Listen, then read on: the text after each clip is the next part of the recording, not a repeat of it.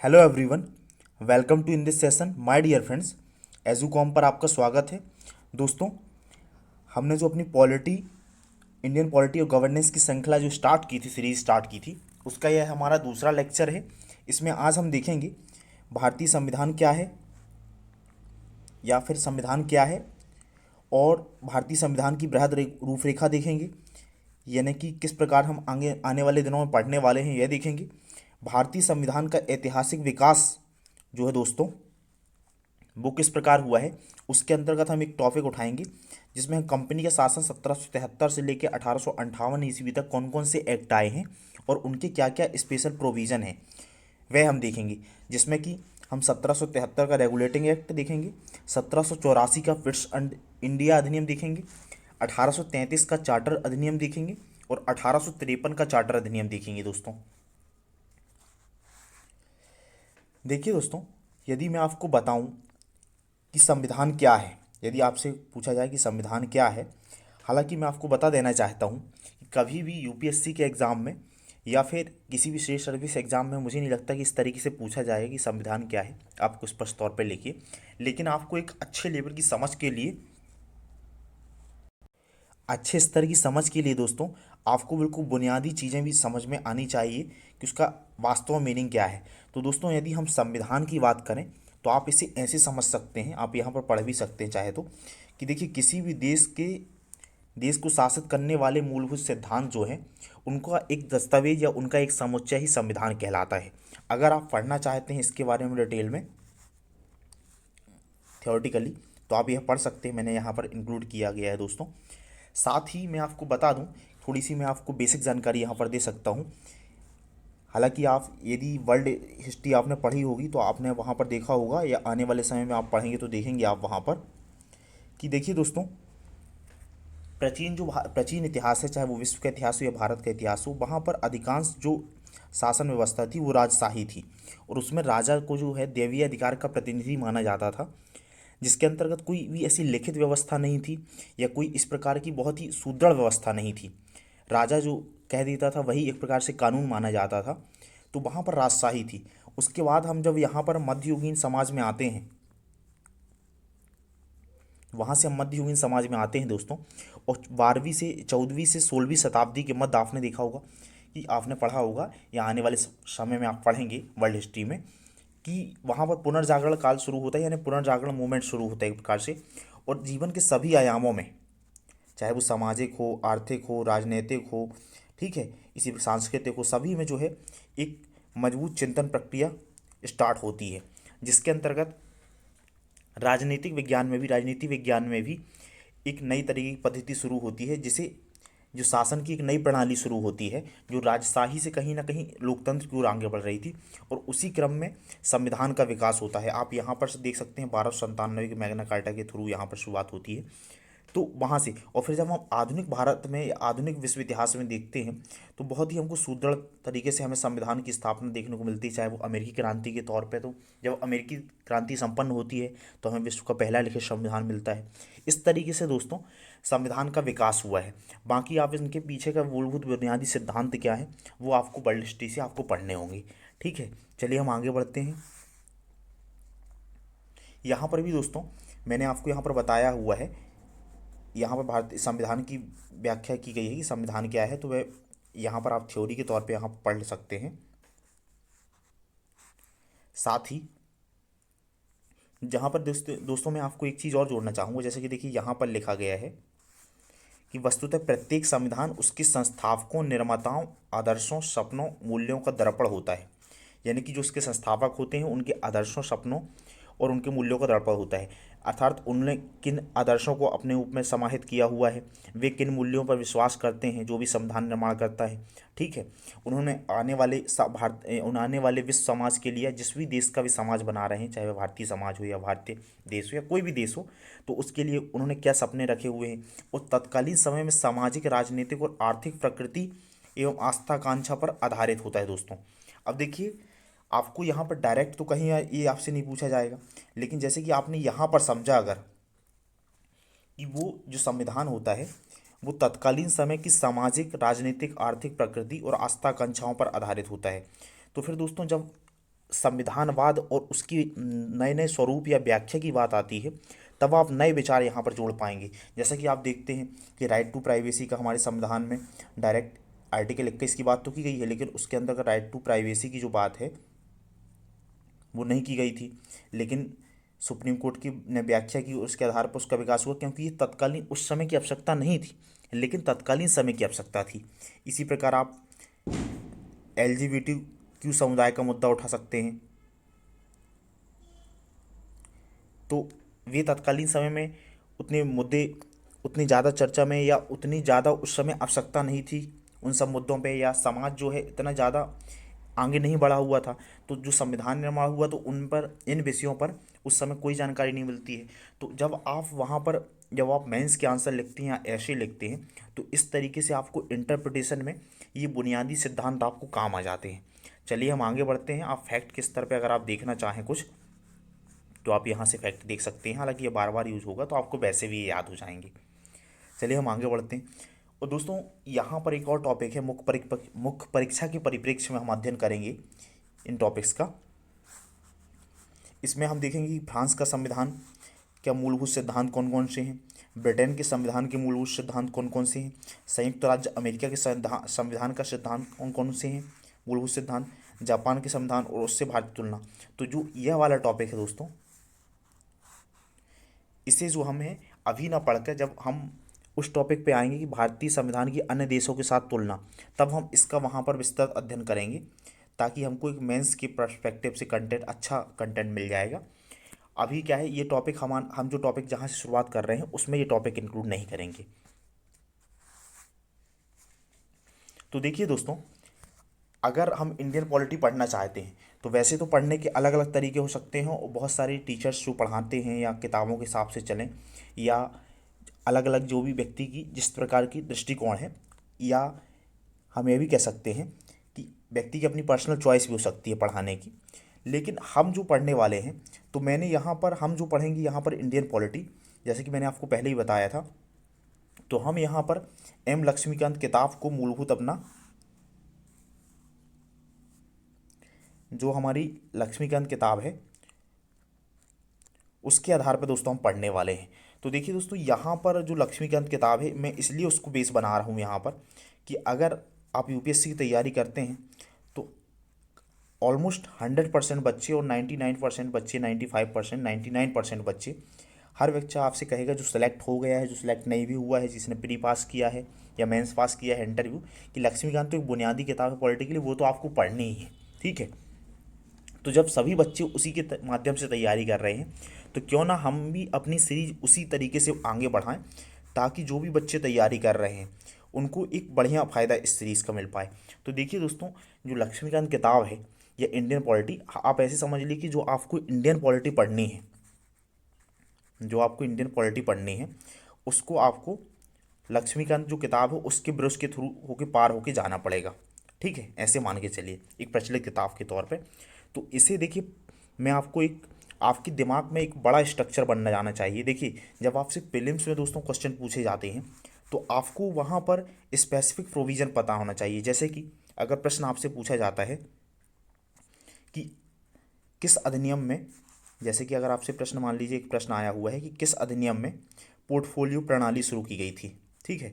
फिर 1861 का भारतीय परिषद अधिनियम दिया गया है आपके सामने। दूसरा ऑप्शन है 1893 का भारत परिषद अधिनियम दिया गया है। तीसरा ऑप्शन है, ठीक है, इसके अलावा तीसरा ऑप्शन मान लीजिए कोई चार्टर एक्ट की बात की गई है। तो यहाँ पर स्पेसिफिक आपको प्रोविज़न पता होना चाहिए। लेकिन जब आप मेंस का एग्ज़ाम लेके लिखते हैं, तो आपको स्पेसिफिक प्रोविज़न के साथ साथ एक मैक्रो पॉइंट ऑफ व्यू से समझ होनी चाहिए। इसलिए अगर आपको इस पूरी किताब का, या जो भी हमारे टॉपिक हैं उनका एक मैक्रोस्कोपिक दृष्टिकोण या मैक्रोस्कोपिक व्यू आपके माइंड में अगर तैयार होगा, तो आप मेंस के आंसर लिखने के लिए बहुत ही अच्छे से प्रिपेयर होंगे दोस्तों। तो देखिए, यहाँ पर जो हमारी ये सीरीज़ है, ठीक है, जो हमारी लक्ष्मीकांत किताब है, उसे आप एक वेब सीरीज से कंपेयर कर सकते हैं।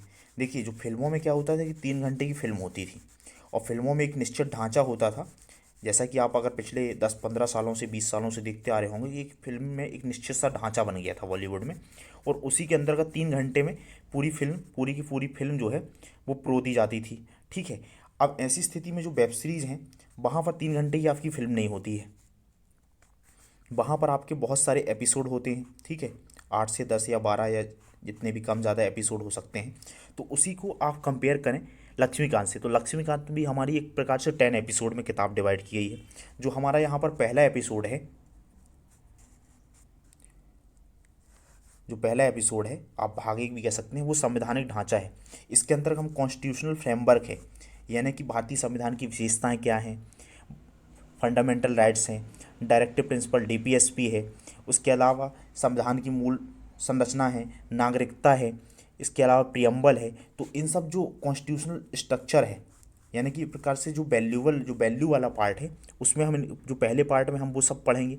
और इसमें ऑलमोस्ट आपके 10 से 11 चैप्टर कवर किए गए हैं। तो हमारी एक प्रकार की जो ये जो हमारी वेब सीरीज़ है एम लक्ष्मीकांत, आप ऐसे एज्यूम करिए, तो उसका जो पहला पार्ट है उसमें हम कॉन्स्टिट्यूशनल फ्रेमवर्क के अंतर्गत ये टॉपिक जो मैंने अभी आपको बताए वो पढ़ेंगे। दूसरा हमारा जो पार्ट है दोस्तों, इसमें गवर्नमेंट सिस्टम हम पढ़ेंगे। ठीक है, अब ये टॉपिक आपके लिए मेंस के लिए इंपॉर्टेंट हो जाता है कि गवर्नमेंट सिस्टम में कौन कौन सी राष्ट्रपति शासन प्रणाली होती है, संसदीय शासन प्रणाली होती है, फिर दोनों में क्या डिफरेंस है, क्या भारत में राष्ट्रपति शासन प्रणाली अपनाए जाने की आवश्यकता है। ऐसे ही मेंस के लिए टॉपिक बन जाते हैं। फिर यहीं पर आपको केंद्र सेंट्रल स्टेट रिलेशंस के बारे में हम पढ़ेंगे यहाँ पर, और सेंट्रल स्टेट रिलेशन है, स्टेट स्टेट रिलेशन है, उसके लिए कौन कौन सी कॉन्स्टिट्यूशनल बॉडीज़ हैं, कौन कौन से प्रावधान हैं, उन सब का हम यहाँ पर अध्ययन करेंगे। जो हमारा तीसरा पार्ट है दोस्तों, यहाँ पर हम सेंट्रल गवर्नमेंट पढ़ेंगे, और सेंट्रल गवर्नमेंट में सबसे ऊपर कहाँ से शुरू करेंगे, तो ये यहाँ पर हम सबसे ऊपर राष्ट्रपति पढ़ेंगे। उसके बाद राष्ट्रपति के बाद हम यहाँ पर देखें उपराष्ट्रपति जी के बारे में पढ़ेंगे। उसके बाद हम प्रधानमंत्री के बारे में पढ़ेंगे, प्रधानमंत्री कार्यालय के बारे में पढ़ेंगे। उसके अलावा पार्लियामेंट में आ जाएंगे, पार्लियामेंट्री कमेटी हैं। और सेंट्रल गवर्नमेंट में जितना भी हमारा सरकारी महकमा आता है दोस्तों, बड़े सबसे बड़े हायर पोस्ट से लेके मतलब जितनी भी मेजर अथॉरिटी हैं, फिर उसके बाद सेंट्रल गवर्नमेंट में हम जब सेंट्रल पार्लियामेंट पढ़ लेंगे, पार्लियामेंट्री कमेटी हैं, पार्लियामेंट्री फोरम्स हैं, और कमेटियों से बार बार मेंस में क्वेश्चन पूछे जाते रहे हैं, तो उस सब जो टॉपिक हैं वो इसके अंतर्गत पढ़ेंगे। यहीं पर दोस्तों हमारा जो है उच्चतम न्यायालय आ जाएगा। फिर उच्चतम न्यायालय के बारे में हम डिटेल्स में पढ़ेंगे, मैं आगे आपको बताऊंगा क्या क्या पढ़ने वाले हैं। तो ये सब टॉपिक जो हमारे पार्ट 3 में कंप्लीट हो जाएंगे। जो हमारा चौथा पार्ट है दोस्तों, राज्य सरकार वाला, तो जो टॉपिक हमने यहाँ पर मेंशन किए, हमारे यहाँ चूँकि संसदीय शासन प्रणाली है, तो उसके अंतर्गत सेंट्रल में जिस तरीके से पूरा स्ट्रक्चर है वही स्ट्रक्चर स्टेट में अपनाया गया है। ठीक है, यहाँ पर जहाँ हम राष्ट्रपति पढ़ते हैं तो उसके लेवल पर हम यहाँ पर राज्यपाल पढ़ते हैं, लेकिन संसदीय शासन प्रणाली है तो राज्यपाल का डायरेक्ट जो है निर्वाचन नहीं होता है, जैसा कि सेंट्रल में राष्ट्रपति का होता है, लेकिन राष्ट्रपति थोड़ा सा ज़्यादा ताकतवर होता है क्योंकि इनडायरेक्टली उसका निर्वाचन होता है, और जो राज्यपाल होता है उसे सेंट्रल गवर्नमेंट के द्वारा नियुक्त किया जाता है।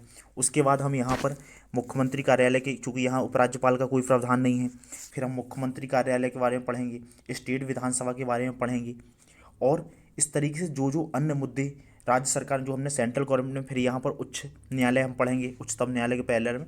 तो इसे हम इस तरीके से अध्ययन करेंगे कि यहाँ जो हम सेंट्रल गवर्नमेंट का पढ़ें, सेंट्रल गवर्नमेंट के बारे में पढ़ें, उसी का जो हमारा जो नेक्स्ट पार्ट होगा उसमें स्टेट गवर्नमेंट में हम पैरेलल में पढ़ेंगे, तो हम एक कॉम्प्रीहेंसिव वे में तैयार कर पाएंगे और तुलनात्मक अध्ययन करके अच्छे तरीके से याद हम रख सकते हैं दोस्तों। उसके बाद दोस्तों हमारा जो पांचवा टॉपिक है, भाग 5 है, जो किताब का भाग 5 की मैं बात कर रहा हूँ, ना कि संविधान के भागों की दोस्तों, आप याद रखिएगा, क्योंकि हम उस किताब के हिसाब से चलने वाले हैं। और मैं आपको बताना चाहूँगा कि हम जो टॉपिक पढ़ रहे हैं वो कौन सा मेंस में कवर होने वाला है, कौन सा टॉपिक, जैसा कि मैंने आपको पहले वीडियो में बताया था। फिर हम स्थानीय सरकार देखेंगे तो उसका किस तरीके से हमारे यहाँ विकास हुआ है, और पंचायती राज, यहाँ पर पंचायती राज व्यवस्था देखेंगे, म्यूनिसपैलिटी पढ़ेंगे, और अलग अलग तरीके के जो भी स्थानीय निकाय होते हैं उनका अध्ययन करेंगे, उनकी कॉन्स्टिट्यूशनल प्रोविज़न पढ़ेंगे। और इसमें क्योंकि करंट कंटेम्प्रेरी क्या क्या प्रॉब्लम्स हैं, फंड की क्या प्रॉब्लम्स हैं, ठीक है, महिलाओं के सशक्तिकरण की क्या बात है पंचायतों में, वो सब इशू जो कंटेम्प्रेरी इशू हैं वह भी हम यहाँ पर इंक्लूड करने वाले हैं, चूँकि ये लक्ष्मीकांत में नहीं मिलेंगे हमको। ठीक है, उसके बाद हमारा जो भाग 6 है दोस्तों, यहाँ पर हम केंद्र शासित प्रदेश और 6, ये बहुत ही छोटे छोटे टॉपिक हैं दोस्तों, ये छोटे छोटे पार्ट होंगे हमारा, जैसे पार्ट 5 है, पार्ट 6 है। यहाँ पर हम यूटी के बारे में पढ़ेंगे। अब यूटी में देखिए दोस्तों, प्रीलिम्स में तो ऐसा कोई क्वेश्चन आया नहीं है पिछले 5-10 सालों से यूनियन टेरिटरी के ऊपर। लेकिन यहाँ पर देखिए आप, जो दिल्ली में उपराज्यपाल के बीच और मुख्यमंत्री के बीच टसल चलती रहती है, फिर पौंडुचेरी में आप देखते हैं वहाँ पर जो टसल चलती रहती है, तो हमारे ये पार्ट 6 में आ जाएगा। तो वो कंटेम्प्रेरी से मेंस के पर्सपेक्टिव से इंपॉर्टेंट हो जाते हैं, उसका हम यहाँ पर अध्ययन करेंगे। जो हमारा पार्ट 7 है दोस्तों, यानी कि संवैधानिक निकाय। संवैधानिक निकाय में फिर हम दोस्तों यहाँ पर जितनी भी कॉन्स्टिट्यूशनल इंपॉर्टेंट बॉडीज़ हैं, चाहे वहाँ सबसे पहले हम इलेक्शन कमीशन से शुरुआत करेंगे, उसके बाद हम यूपीएससी के बारे में पढ़ेंगे, ठीक है, SP state service exam, state public service commission के बारे में पढ़ेंगे, ठीक है, उसके बाद अब नियंत्रक एवं महालेखा परीक्षक हैं, ठीक है। और इस तरीके से जो भी इम्पोर्टेंट और मेजर कॉन्स्टिट्यूशनल बॉडीज़ हैं जिनके ऊपर प्रीलिम्स में भी पॉसिबिलिटी होती है कई बार क्वेश्चन पूछे जाने की, और मेंस में भी क्वेश्चन पूछे जाने की यहाँ से पर्याप्त संभावना होती है, क्योंकि स्पेसिफिक टॉपिक मेंशन किया गया है मेंस में। तो वो हम यहाँ इस टॉपिक में पार्ट 7 जो हमारी वेब सीरीज़ का, या हम ये कह सकते हैं जो हमारी लक्ष्मीकांत एक वेब सीरीज़ है, उसका पार्ट 7 में हम ये पढ़ने वाले हैं, ठीक है। अगर आप खुद भी पढ़ते हैं दोस्तों तो इस तरीके से विजुलाइज करिए एक मैक्रो पॉइंट ऑफ व्यू से, और फिर आप वहाँ पर नीचे नीचे गहराई तक उतरते जाएंगे, यानी कि ऊपर से नीचे तक आएंगे, ताकि आपके दिमाग में एक फुल पिक्चर क्रिएट हो पाए। उसके अलावा दोस्तों जो हमारा भाग 8 है, वहाँ पर हम गैर कॉन्स्टिट्यूशनल बॉडीज़ हैं, यानी कि जो संविधान में जिनका जिक्र नहीं किया गया है, कानून के द्वारा बनाई गई हैं, जैसे कि केंद्रीय सतर्कता आयोग है, ठीक है, उसका हम अध्ययन करेंगे यहाँ पर, या यहाँ पर राष्ट्रीय मानवाधिकार आयोग है, ठीक है, राज्य मानवाधिकार आयोग है। तो इस तरीके से जो भी हमारे गैर संवैधानिक निकाय हैं उनका अध्ययन करेंगे। इसके अलावा और भी जो अन्य संवैधानिक निकाय हैं वो चाहे अलग अलग प्रकृति के हो सकते हैं, कार्यकारी निकाय हो सकते हैं, जैसे कि सीबीआई वगैरह है इत्यादि। उन सब का हम यहाँ पर जो हमारे जो इसका 9 पार्ट होगा उसमें हम उन सभी का अध्ययन करेंगे। और 10वां जो दोस्तों जो राजनीतिक गतिशीलता है वो है राजनीतिक गतिशीलता, उसमें हम देखेंगे किस तरीके से चुनाव की प्रणाली होना चाहिए, दल बदल संबंधी क्या प्रावधान है, साथ ही साथ जनप्रतिनिधित्व अधिनियम की जो बात है यहाँ पर 1951 और 1950 वे हम अध्ययन करेंगे। यहाँ पर दोस्तों मैं आपको बता दूँ कि इसमें हमारा जो पहला टॉपिक है वो काफ़ी, जो पहला पार्ट है वो काफ़ी बड़ा होने वाला है, फिर दूसरा टॉपिक भी थोड़ा बड़ा होगा, फिर यहाँ पर तीसरा जो सेंट्रल गवर्नमेंट है, और चौथा राज्य सरकार है। ये 4 टॉपिक काफ़ी बड़े होंगे। उसके अलावा फिर बाकी टॉपिक उतने ज़्यादा बड़े नहीं हैं, क्योंकि कॉन्स्टिट्यूशनल बॉडीज़ में जैसे आपको फिर हमको वहाँ पर शर्तें पढ़नी हैं, जैसे या किसी की रिटायरमेंट की क्या क्या शर्तें हैं, या वहाँ पर क्या क्या प्रतिबंध लगाए गए हैं कि बाद में नियुक्ति के बाद कौन कौन सी पदों पर रोकने के लिए, तो वो एक प्रकार से कॉमन होता है। तो उतनी ज़्यादा मेहनत नहीं करनी है। अगर आप इन 4 टॉपिक को भी अच्छे से पढ़ लेते हो पर यहाँ पर, तो आपकी एक अच्छी पॉलिटी लेवल पे तैयार हो जाएगी जो फंडामेंटली है।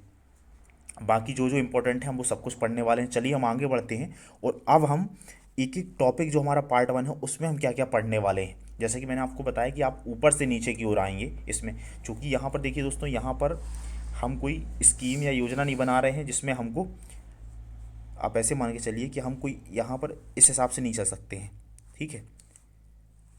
जैसे मान लीजिए यहाँ पर पॉलिसी बनाना है, तो जब हम डेमोक्रेसी की बात आती है तो हमको बॉटम टू टॉप अप्रोच में चलना चाहिए, ठीक है, ताकि लोकतांत्रिक निर्णय और बेहतर हो सकें। जैसे कि अगर कोई नीति बनाई जानी है गांव के लिए, तो गांव के लोगों से ऊपर तक चीज़ें पहुँचे कि क्या उनकी आवश्यकताएं हैं। इसी के लिए पंचायती राज का भी प्रावधान किया गया है। तो बॉटम टू टॉप अप्रोच बेहतर होती है इस कंटेक्स्ट में, ठीक है, ना कि टॉप टू बॉटम अप्रोच की टॉप में बना दिया गया और बॉटम के लिए। लेकिन क्या है दोस्तों, चूंकि हम यहाँ पर पढ़ने वाले हैं, तो हम जो पढ़ रहे हैं यहाँ पर, तो यहाँ पर हम, एक मिनट दोस्तों, यहाँ पर जो है हम, वहाँ पर हम बॉटम टू टॉप अप्रोच अपनाने वाले हैं, ठीक है, टॉप टू बॉटम अप्रोच। इसका रीज़न ये है कि यहाँ पर आपको स्पेसिफिक प्रोविज़न जो है प्रो प्रीलिम्स के लिए काम आते हैं। बाकी मेंस के लिए आप एक अच्छा दृष्टिकोण होना चाहिए आपको, क्योंकि यहाँ पर समान अध्ययन पढ़ना है, ना कि विशेष अध्ययन पढ़ना है। हर चीज़ के बारे में आपको एक समान जानकारी होना चाहिए, ना कि किसी एक स्पेसिफिक टॉपिक के ऊपर विशेष जानकारी। तो यहाँ पर हम ऊपर से नीचे की ओर आएंगे, इसलिए मैं आपको दिमाग को ये एक बड़ी पिक्चर क्रिएट करने के लिए इस तरीके से पढ़ा रहा हूँ। चलिए अब हम प्रत्येक जो हमारा एक पार्ट है लक्ष्मीकांत का, उसके अंदर कौन कौन से चैप्टर हैं और उसमें हम क्या क्या पढ़ने वाले हैं वो देखते हैं ज़रा। तो देखिए दोस्तों, जो हमारा यहाँ पर पार्ट 1 होने वाला है, भारतीय संविधान,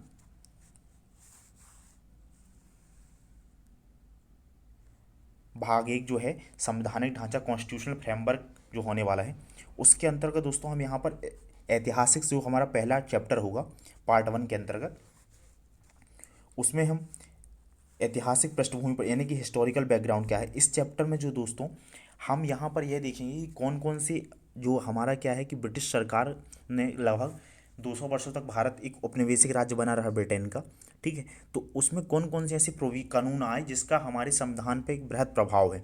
तो उन दृष्टिकोण से हम यहाँ पर वो चैप्टर या वो कानून या वो प्रावधान हम यहाँ पर पढ़ने वाले हैं। दूसरा दोस्तों, दूसरा जो चैप्टर है हमारा संविधान निर्माण, तो इसमें जो हम पढ़ेंगे, इसमें कॉन्स्टिट्यूशन किस तरीके से बनाया गया है। तो यहाँ क्या पढ़ने वाले हम, कौन कौन सी कमेटियाँ बनाई गई थी, ठीक है। कमेटियाँ बनाने के प्रकार के पहले कौन कौन सी समितियाँ थीं या कौन कौन सी पार्टियाँ थीं जिन्होंने मांग की थी। कई बार पॉलिटी प्रीलिम्स में आपसे प्रश्न पूछ लिया जाता है, या जो इम्पोर्टेंट कमेटीज़ हैं उनमें कौन कौन से मेंबर रहे ये हम देखेंगे। स्टेट सर्विस एग्जाम में तो सीधा लिखने के लिए कई बार दे दिया जाता है कि आप लिखिए, तो मेंस यूपीएससी के लिए, लेकिन आप उस दृष्टिकोण से हम पढ़ेंगे मेंस और प्रीलिम्स दोनों के पर्सपेक्टिव से। तो यहाँ पर हम ये पढ़ने वाले हैं। फिर कुछ आलोचनात्मक तथ्य भी देखेंगे कि संविधान जो निर्माण हुआ तो उसमें क्या कमियां थीं या क्या आलोचनात्मक थे, तो एक हमारा अच्छे दृष्टिकोण विकसित हो सके। तो कुछ पॉइंट हम वहाँ पर देखेंगे मेंस के पर्सपेक्टिव से। फिर दोस्तों ये बहुत ही एक इंपॉर्टेंट टॉपिक है, salient features of Indian constitution है, भारतीय संविधान की विशेषताएं, जैसे कि सबसे बड़ा उल्लेखित संविधान है, नम्रता और अनम्रता का समन्वय है, ठीक है, कठोर और लचीलेपन का समन्वय, या फिर धर्मनिरपेक्षता है, ठीक है, लोकतांत्रिक गणराज्य है, समाजवादी गणराज्य है। तो समाजवादी जैसे शब्द है दोस्तों, इसका स्वरूप कैसा है, 1972 में सम्मिलित किया गया था हमारे यहाँ समाजवादी जो शब्द है, तो उसका एक्चुअल में क्या वो साम्यवाद वाला प्रभावी समाजवादी है या लोकतांत्रिक समाजवाद है। तो यहाँ पर हम भारतीय संविधान किस प्रकार की विशेषताएं हैं यहाँ पर हम जैसे देखेंगे। फिर यहाँ पर एकीकृत न्यायपालिका है। तो ऐसी जितनी भी दोस्तों, ये बहुत ही इंपॉर्टेंट चैप्टर होने वाला है मेंस के पर्सपेक्टिव से, पर्टिकुलरली मेंस से, क्योंकि यहाँ पर अगर आप एक एक टॉपिक समझ लेते हैं तो उस पर क्वेश्चन पूछे जाने की पॉसिबिलिटी होती है मेंस में। तो यहाँ पर इस चैप्टर में यह पढ़ने वाले हैं। फिर संविधान की प्रस्तावना है दोस्तों, तो प्रस्तावना आपको तो हमेशा याद ही होनी चाहिए, और उसमें जो वैल्यूज़ कंसीडर किए गए हैं तो उसमें तो देखिए दोस्तों कैसे आप उसका बेनिफिट उठा सकते हैं।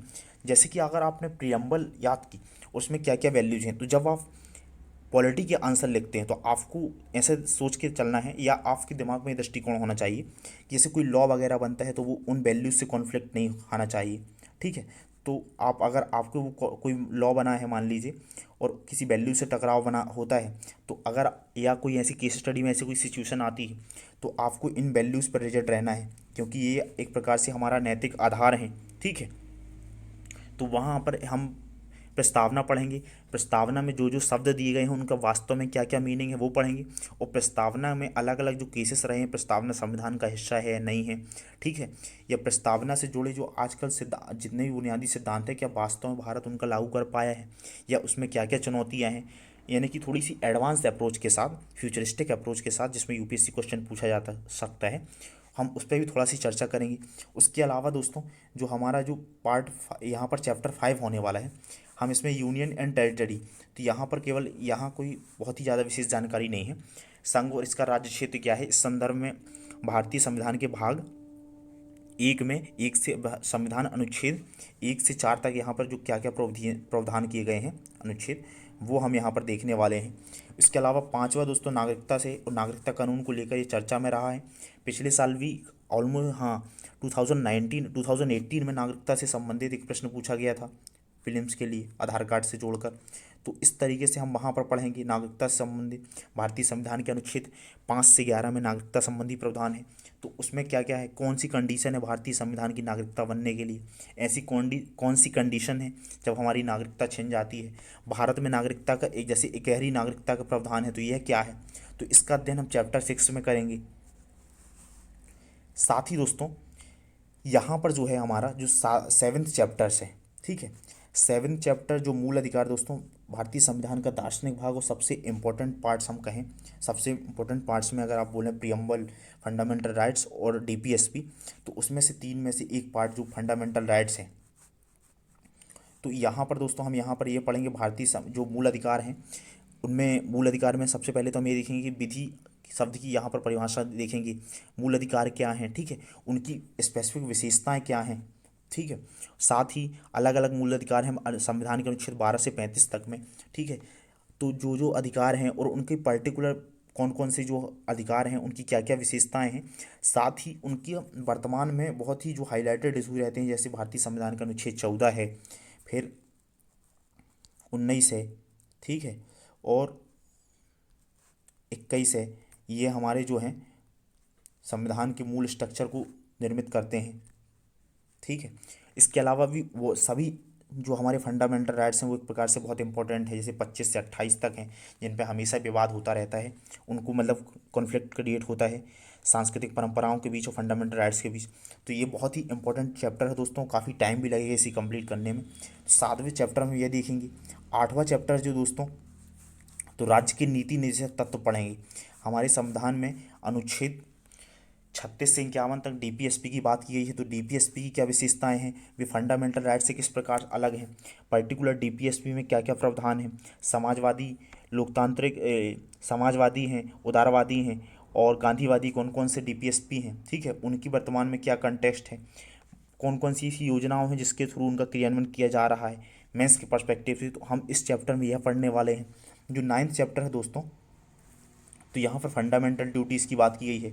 1976 में स्वर्ण से समिति की सिफारिशों के आधार पर मूल कर्तव्य सम्मिलित किए गए थे। तो मूल कर्तव्य भी एक प्रकार से जो है नैतिक आधार के तौर पर काम करते हैं, तो हम उनका यहाँ पर अध्ययन करेंगे। और मूल कर्तव्य तो आप बचपन से पढ़ते आए होंगे, आपकी किताबों में लिखे होते हैं, कई बार एनसीईआरटी किताबों में आप देख सकते हैं, स्टेट सर्विस एग्जाम की किताबों में। तो जो हमारा 9th चैप्टर है पार्ट 1 का, उसमें हम फंडामेंटल ड्यूटीज़ देखने वाले हैं। जो 10th चैप्टर है दोस्तों, वो संविधान का संशोधन। तो देखिए, जैसे कि इसी साल 2019 में अगर आप देखें तो यूपीएससी मेंस में क्वेश्चन आया था, क्या संसद संविधान के मूल ढांचे को एक प्रकार से मूल ढांचे को कमजोर कर सकती है या उसका संशोधन कर सकती है, क्या संसद, हाँ, प्रश्न इस प्रकार से था कि क्या संसद को अनुच्छेद 368 के अंतर्गत मूल ढांचे को विनिष्ट करने की शक्ति प्राप्त है। तो यहाँ पर संविधान का संशोधन किस प्रकार होता है और कौन कौन सी शर्तें हैं, जैसे कि स्पेशल मेजॉरिटी क्या है, ठीक है, और 368 में क्या प्रावधान है, सामान्य कौन कौन सी, और ऐसे कौन कौन से प्रावधान है। तो इसमें प्रीलिम्स में भी आपसे क्वेश्चन पूछा जा सकता है, और मेंस के लिए तो मैंने आपको बताया कि इस तरीके से प्रश्न पूछा भी गया है 2019 में। साथ ही दोस्तों, हमारा जो पहला पार्ट है उसका जो 11th चैप्टर है, उसमें हम देखेंगे कि संविधान की मूल संरचना के बारे में पढ़ेंगे कि इसका विकास कैसे हुआ है, केशवानंद भारती बनाम केरल राज्य 1973 का क्या बात था, उसमें कौन कौन सी शर्तें विनियमित हो गई थी, ठीक है। और हमेशा ये चर्चा का विषय रहता है, तो इसका हम विस्तार से अध्ययन करेंगे। और मूल संरचना का सिद्धांत किस तरीके से डेवलप हुआ है उसका भी हम अध्ययन करेंगे कि किस तरीके से उसके पहले के कौन कौन से इंपॉर्टेंट केस थे, ठीक है। हमारे संविधान में किस का इंटरप्रिटेशन, जैसे क्या है कि दो कॉन्सेप्ट होते हैं, एक होता है विधि के अनुसार प्रक्रिया और विधि, आर्टिकल 14 में जो बात की गई है, या विधि के विधिवत प्रक्रिया यानी कि विधि के अनुसार प्रक्रिया और विधि में सन्निहित प्रक्रिया, इस तरीके से दो कॉन्सेप्ट होते हैं, ड्यू प्रोसेस ऑफ लॉ और अकॉर्डिंग टू लॉ। तो इन दो कॉन्सेप्ट्स को हम यहाँ पर समझेंगे। और मूल संरचना जो है बहुत ही इंपॉर्टेंट कॉन्सेप्ट है दोस्तों हमारे फंडामेंटल राइट्स का। और हम ये कह सकते हैं कि भारतीय संविधान आज़ादी के बाद जो न्यायपालिका के इतिहास में जो संविधान का जिस तरीके से इंटरप्रिटेशन किया गया है, तो यह भारतीय संविधान को एक अद्वितीय स्थिति में पहुंचा देता है कहीं ना कहीं, और बहुत ही विशिष्ट बना देता है। और पार्लियामेंट की जो एक प्रकार से तानाशाही अगर प्रक्रिया कभी कोई ऐसी स्थिति आती है तो उसको नियंत्रित करता है, तो यह बहुत ही इंपॉर्टेंट हो जाता है।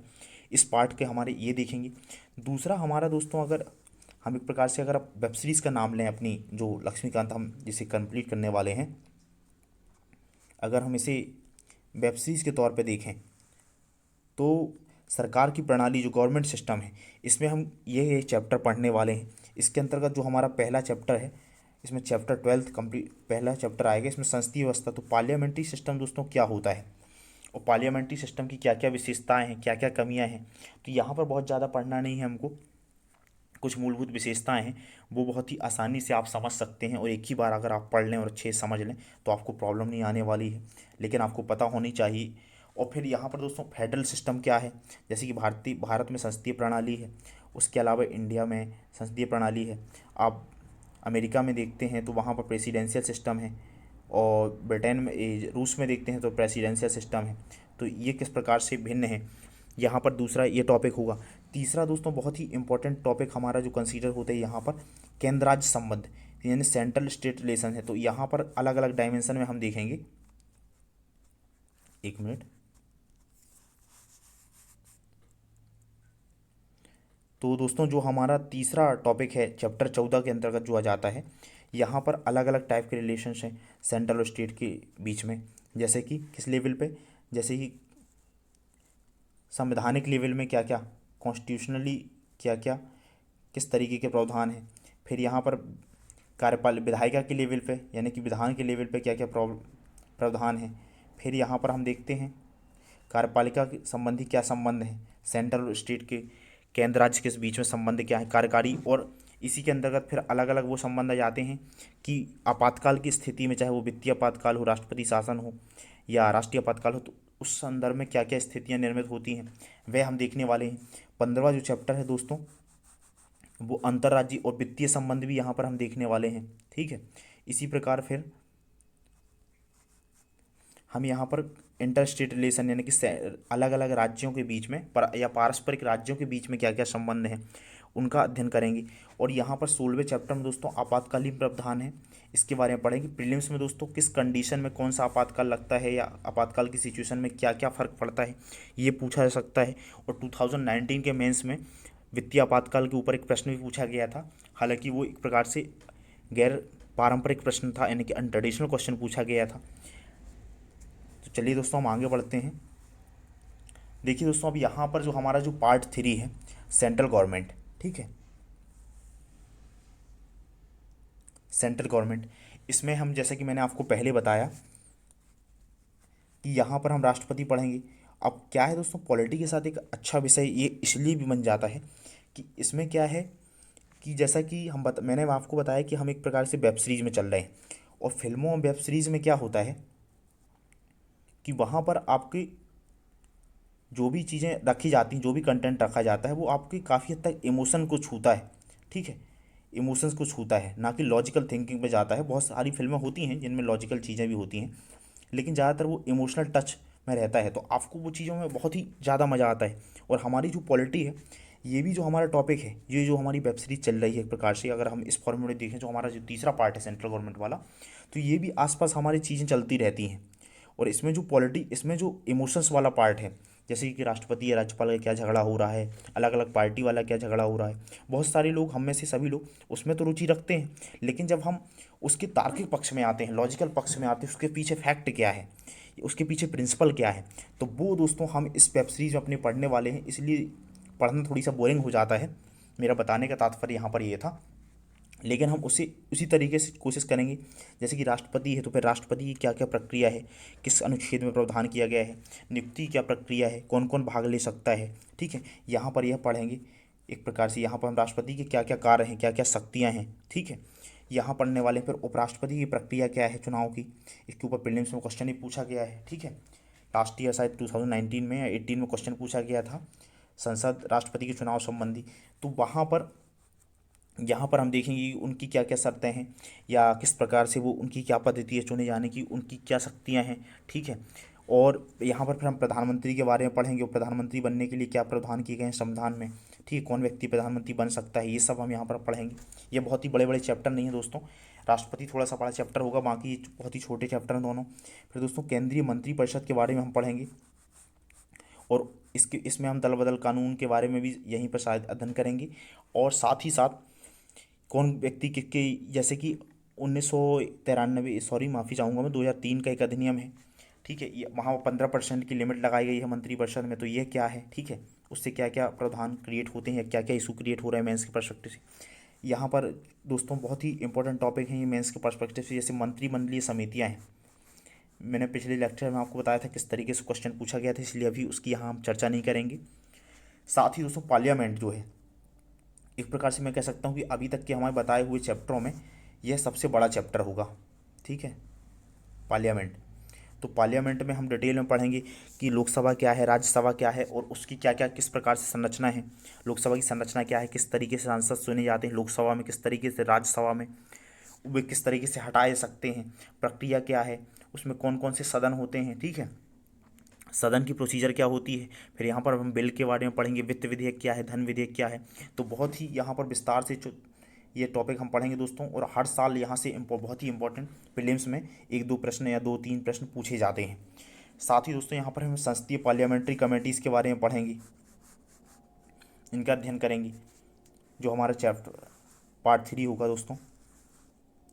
और जैसा कि मैंने, एक मिनट दोस्तों, हाँ, तो ये जो हमारा जो पार्ट 3 होने वाला है दोस्तों, इसमें जो हमारा 24वां चैप्टर है, जैसे ये पार्लियामेंट्री समूह की बात की गई है, इसमें हम दोस्तों बहुत ही संक्षिप्त में, ये कोई कॉन्स्टिट्यूशनल बॉडी नहीं है, एक प्रकार से अनौपचारिक संगठन है, ये एक अनौपचारिक मंच है, प्रदान करते हैं वार्तालाप के लिए।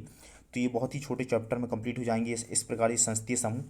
तो ये तो ऐसे चैप्टर हैं कि एक दिन में ही 2-3 चैप्टर ही खत्म हो सकते हैं। फिर यहाँ पर दोस्तों हम उच्चतम न्यायालय की महत्वपूर्ण आ जाता है यहाँ पर, और जजों की क्या शर्तें होती हैं, ठीक है, उनकी स्वतंत्रता के लिए क्या क्या प्रावधान किए गए हैं और क्या प्रावधान होते हैं बनने के लिए। साथ ही वर्तमान में कॉलेजियम से जुड़े जो इशू हैं मेंस के पर्सपेक्टिव से हम देखेंगे, जो कंटेम्प्रेरी लक्ष्मीकांत में नहीं है, और हम इसमें और कंटेंट रिच ऐड करके इसको रिच बनाएंगे ताकि मेंस के पर्सपेक्टिव से हम अध्ययन कर सकें। तो यहाँ पढ़ने वाले हैं। फिर उच्चतम न्यायालय के अंतर्गत ये टॉपिक आ जाते हैं, जुडिशियल रिव्यू क्या है, न्यायिक सक्रियतावाद क्या है, न्यायिक अति सक्रियतावाद क्या है, न्यायिक समीक्षा क्या कई बार जो है शक्तियों के पृथक्करण सिद्धांत को उल्लंघन करती है क्या, हम वहाँ पर यह भी देखेंगे। फिर पब्लिक इंटरेस्ट लिटिगेशन है, उसका हम देखेंगे क्या क्या अभी तक हमारे जब से ये प्रावधान हमारे संविधान में, ये संविधानवाद के विकास में सम्मिलित हुई है जनहित याचिका, तो उसका कितना बढ़िया फ़ायदा हुआ है, क्या कभी दुरुपयोग भी होता है। तो इन सब तरीके से हम मेंस के पर्सपेक्टिव से यहाँ पर पढ़ेंगे। साथ ही दोस्तों हमारी जो सीरीज़ का जो पार्ट 4 होगा एम लक्ष्मीकांत सीरीज़ का, उसमें जैसा कि मैंने आपको बताया, तो यहाँ पर फिर ये पैरेलल टॉपिक हम पढ़ेंगे। यहाँ पर राज्यपाल के बारे में, जो हमने वहाँ राष्ट्रपति थे, उसी के पैरेलल में हम राज्यपाल पढ़ेंगे। तो आपको कंपेरेटिव में याद करना भी आसान होगा और बहुत अच्छे से हम यहाँ पर इसको पढ़ पाएंगे।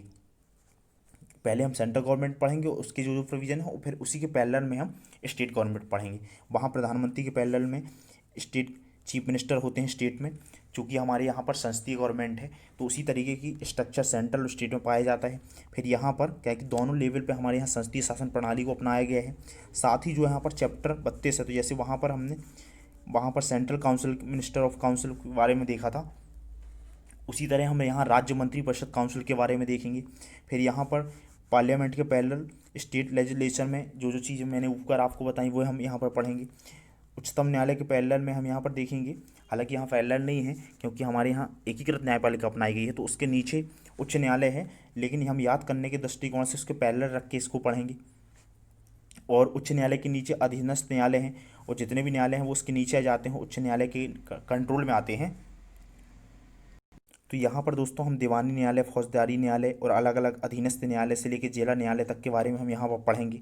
चैप्टर जो हमारा 35 हो जाएगा लक्ष्मीकांत किताब का, यानी कि पार्ट 4 का चैप्टर 35 जो हो जाएगा। और चैप्टर जो हमारा 37 है, कुछ राज्यों के बारे में विशेष प्रावधान किए गए हैं, तो ये क्या हैं, ठीक है, उनको भी हम देखेंगे, क्योंकि प्रीलिम्स में भी संभावना बन जाती है क्वेश्चन की, और मेंस में तो पूछा ही जा सकता है। इसके बाद दोस्तों, जैसा कि मैंने आपको पहले बताया था कि हमारा पार्ट 5 है, और हमारा यहाँ पर पार्ट 6 है, ठीक है। तो ये बहुत ही बड़े बड़े चैप्टर नहीं हैं, ये बहुत ही जल्दी हम इनको फिनिश कर सकते हैं। इसमें हम पंचायती राज के बारे में पढ़ेंगे, और यूपीएससी मेंस का बहुत ही इंपॉर्टेंट टॉपिक है, और प्रीलिम्स में भी स्पेसिफिक इसकी मेंशन तो किया ही गया है, आपने देखा होगा सिलेबस में, जैसा कि मैंने पहले बताया था आपको। और प्रतिवर्ष वर्ष दर वर्ष पंचायती राज से प्रश्न पूछे जाते रहे, प्रीलिम्स में भी और मेंस में भी, और नगर निगम संबंधी भी। तो हम इनका यहाँ पर अच्छे से अध्ययन करेंगे, ना केवल प्रीलिम्स के पर्सपेक्टिव से, क्योंकि आपको प्रीलिम्स में जितनी जानकारी चाहिए वो तो हमें लक्ष्मीकांत किताब से मिल जाएगी, लेकिन हमको मेंस के लिए थोड़ा सा एडवांस पढ़ना पड़ेगा। उसके कंटेम्प्रेरी इशू में क्या क्या इशू हैं, उनको थोड़ा सा हमें कुछ मुद्दे यहाँ पर हाईलाइट करने पड़ेंगे, यानी पढ़ने पड़ेंगे, तो वह हम यहाँ पर देखेंगे। साथ ही दोस्तों जो हमारा पार्ट 6 है, केंद्र शासित प्रदेश और विशेष क्षेत्र, इसमें हम केंद्र शासित प्रदेश यानी कि यूनियन टेरिटरी 40 के बारे में पढ़ेंगे, और इसी में वो दिल्ली और पांडुचेरी वाले जो मैंने मुद्दे हाईलाइट किए थे वे आ जाएंगे। फिर अनुसूचित जाति और जनजाति क्षेत्र क्या हैं, उनके लिए कौन कौन सी काउंसिल का प्रावधान किया गया है, या संविधान में क्या प्रावधान किए गए हैं। तो यह दोस्तों यह इंपॉर्टेंट टॉपिक हो जाता है मेंस के पर्सपेक्टिव से, और क्योंकि जब आपको वल्नरेबल सेक्शन ऑफ गवर्नेंस में आपको वल्नरेबल सेक्शन के ऊपर लिखना रहता है, तब भी आप इन प्रावधानों का वहाँ पर उपयोग कर पाते हैं। तो यहाँ पार्ट 6 में हम ये देखेंगे दोस्तों, जो आपका हमारा पार्ट 7 होने वाला है दोस्तों, जो पार्ट 7 होने वाला है, इसमें हम संवैधानिक निकाय कॉन्स्टिट्यूशनल बॉडीज़ के बारे में अध्ययन करेंगे। और कॉन्स्टिट्यूशनल बॉडीज़ में निर्वाचन आयोग है। अब यहाँ निर्वाचन आयोग में क्या है, निर्वाचन आयोग की संरचना क्या है, ठीक है। उसके लिए जो निर्वाचन आयोग की संरचना है, उसमें जो मुख्य निर्वाचन आयुक्त हैं और अन्य निर्वाचन आयुक्त हैं, उसके लिए क्या क्या शर्तें रखी गई हैं, उनकी नियुक्ति की प्रक्रिया क्या है, ठीक है, उनको हटाने की प्रक्रिया क्या है। और निर्वाचन आयोग में से जुड़े, ये तो हम किताब से पढ़ लेंगे, लक्ष्मीकांत किताब से, साथ ही इससे जुड़े कुछ अन्य मुद्दे हैं, जैसे कि निर्वाचन आयुक्त के हटाने या की प्रक्रिया जो है उसमें पारदर्शिता का अभाव है, या उनकी नियुक्ति में, जैसा कि तो जो भी मुद्दे कंटेम्प्रेरी हैं हम उनको भी यहाँ पर इंक्लूड करने की कोशिश करेंगे, ठीक है। साथ ही यहाँ पर दोस्तों ये टॉपिक पढ़ना आपको ईजी हो जाते हैं, क्योंकि ये कहीं ना कहीं पैरेलल होते हैं। संघ लोक सेवा आयोग है, उसी के पैरेलल में हम यहाँ पर स्टेट लोक सेवा आयोग यानी कि राज्य लोक सेवा आयोग के बारे में पढ़ लेंगे, इनकी शर्तें क्या हैं, ठीक है, इनका संरचना क्या है, इनके एक्चुअल में इनकी भूमिका क्या है, इनके बारे में पढ़ेंगे। क्योंकि ये संघ लोक सेवा आयोग है दोस्तों, जैसे कि इलेक्शन कमीशन है, संघ लोक सेवा आयोग है।